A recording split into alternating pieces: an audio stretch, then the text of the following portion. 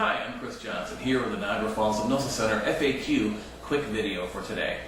Today's topic is a really interesting one. It's about smoking. It's one of the things I hear so often is that smoking helps me relieve stress, and it helps me. I can't get through a negative situation without a cigarette. And in reality, smoking actually increases stress. That's due to the nicotine trick, which was on a previous video. But today I just want to talk briefly about how people convince themselves that smoking actually relieves stress. And here's what's going on. Inside of our body, when we feel stress, we have what's called the fight or flight mechanism. Our body becomes flooded with adrenaline. We're literally battle ready. It goes back to caveman times when we needed this reaction to keep ourselves safe, running away from a wild animal, whatever the case may be. So we've got this reaction. And this reaction is mostly designed for existential threats. In other words, something that can damage us or harm us or actually even kill us. And the reality of it is that when somebody's feeling stress in their day-to-day life, like a job site or an argument with a loved one or whatever, the reaction kicks in, and it may be lower or greater intensity depending on what's going on, but the reaction inside the body does not know the difference between what is real and what is imagined. So we get the stress response. So somebody is at work, let's use that as an example, and they want to relieve their stress. So they walk away from whatever it is that is stressing them. In essence, they're fleeing, they're walking away, they're getting away from it.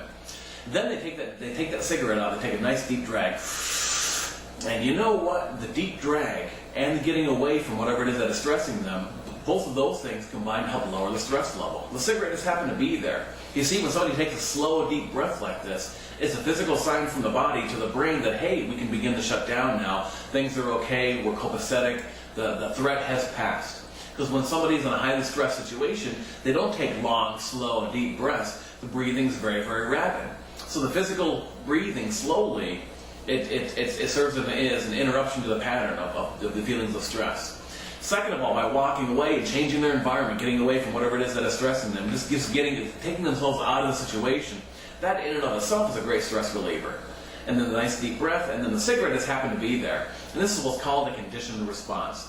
The cigarette just happened to be there every time the person walked away, took a nice deep breath. Cigarette had nothing to do with a stress relieving response.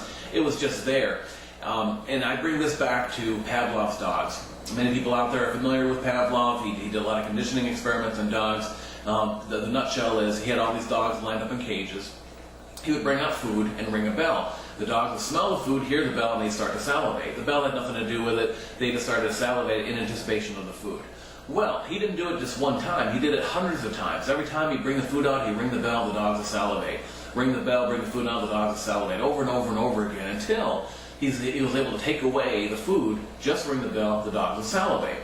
So what was going on here is a conditioned response. Every time the dogs heard that bell, they knew food was going to come.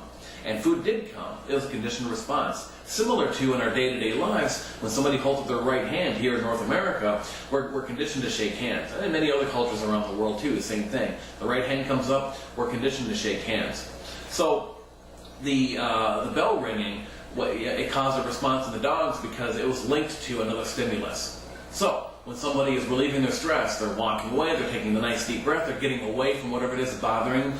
The cigarette just happened to be there. I maintain that if you were to give somebody a special piece of paper or a pen or a DVD or a fire extinguisher or whatever, I'm just looking at things in my office, if they held those objects every time they walk away from whatever it is that is stressing them and took a nice deep breath while holding the object, well, pretty soon they start to feel this conditioned response. Well, I can't relax unless I have my pencil or my DVD or whatever the case may be. It's all about conditioning.